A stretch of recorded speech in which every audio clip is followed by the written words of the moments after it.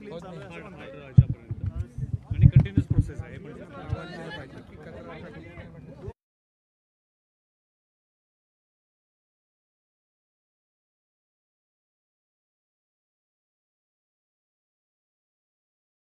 पाहणी केलेली आहे. मुंबईची सहकार्य करावं, त्यांना योग्य ती सगळी मदत आम्ही करू.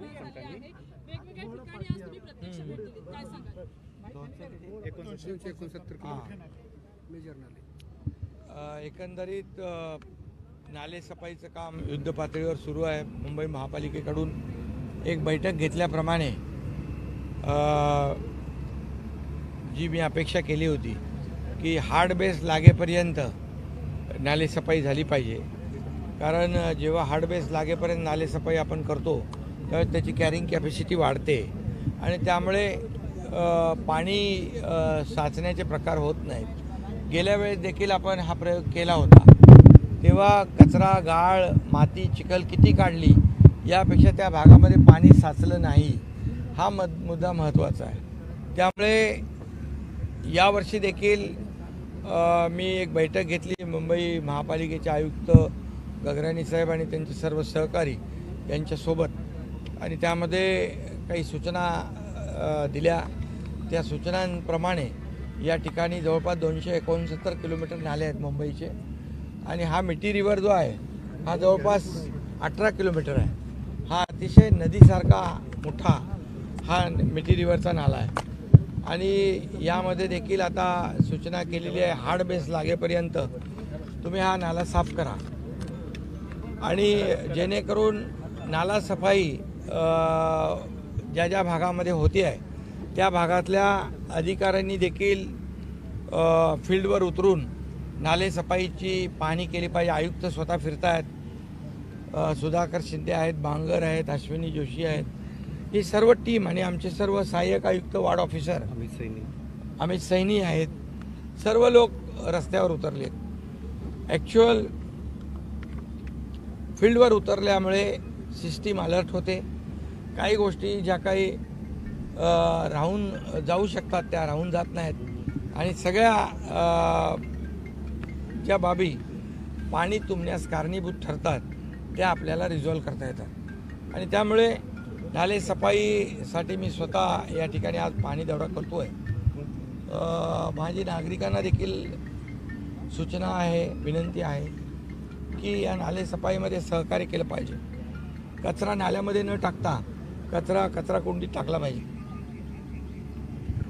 आणि त्याचबरोबर जे नाल्याच्या बाजूला जे अतिक्रमण आहे त्यामुळे नाले अरुंद झालेले आहेत, ते नाले रुंद करण्यासाठी सहकार्य केलं पाहिजे. शेवटी नाले रुंद असतील तर त्या वस्तीमध्ये पाणी साचणार नाही. आज जिथे 13 मीटर रुंदी होते तिथे 100 मीटर रुंदी या ठिकाणी महापालिकेने केलेली आहे, आणि ज्यांचं अतिक्रमण काढलेलं आहे त्यांना देखील नुकसान भरपाई देण्याच्या सूचना मी स्वतः दिलेल्या आहेत. त्यामुळे कुणाचंही नुकसान यामध्ये होणार नाही, परंतु नाले सफाईच्या कामामध्ये नाल्यावरचं जे अतिक्रमण आहे ते त्यांच्यासाठीच काढणं गरजेचं आहे. कारण जर पावसाळ्यामध्ये पाणी भरल्यामुळे लाखो रुपयांची मालमत्तेची हानी, जीवितहानी तिथल्याच भागातल्या लोकांची होणार आहे. त्यामुळे सगळ्यांनी सहकार्य करावं, कुणालाही वाऱ्यावर सोडलं जाणार नाही. त्यांना पर्यायी व्यवस्था केली जाईल, त्यांना आर्थिक कॉम्पन्सेट केलं जाईल, आणि त्याचबरोबर जे लँडस्लाईड जागा आहेत ज्या आयडेंटिफाय केलेल्या आहेत त्यातली एक जागा बघून आलो मी, आणि तिथं देखील आम्ही सेफ्टी नेट लावण्याच्या सूचना दिलेल्या आहेत. त्याचंही काम युद्ध पातळीवर सुरू होईल, जेणेकरून त्या भागातले लँडस्लाईड होणार नाही, आणि जे अति धोकादायक आहेत त्यांना देखील महापालिका विनंती करेल की बाबा तुम्ही शिफ्ट व्हा.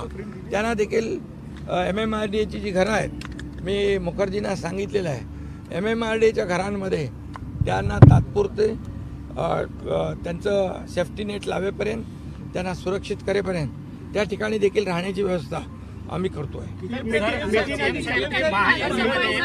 नाले सफाईवरून कुठेतरी श्रेयवादाची लढाई चालू आहे असं सुद्धा अनिल परब आरोप करतायत. कारण आपण एकीकडे नाले सफाईची पाहणी करतात, दुसरीकडे असिस्ट सेलर सुद्धा करतात, यावरून ते आरोप करतायत. हे बघा,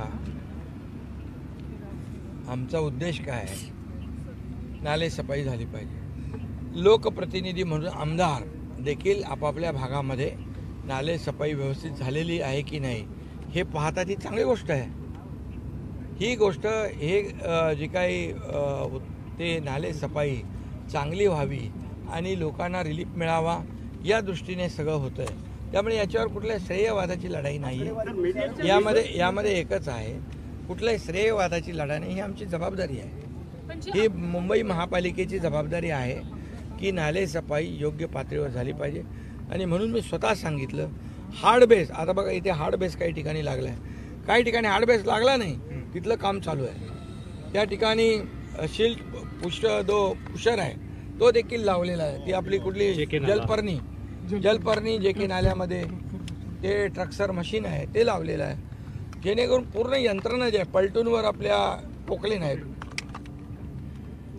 जेणेकरून नाले सफाई पूर्णपणे 100% झाली पाहिजे. यासाठी हा सगळा प्रयत्न आहे. त्यामुळे कुठलंही काही श्रेयवाद नाही, कुठलं काही कोणाला क्रेडिट घ्यायचं नाही. आमचा उद्देश एवढाच आहे, ज्या ठिकाणी पाणी भरतं त्या ठिकाणी पाणी भरलं नाही पाहिजे.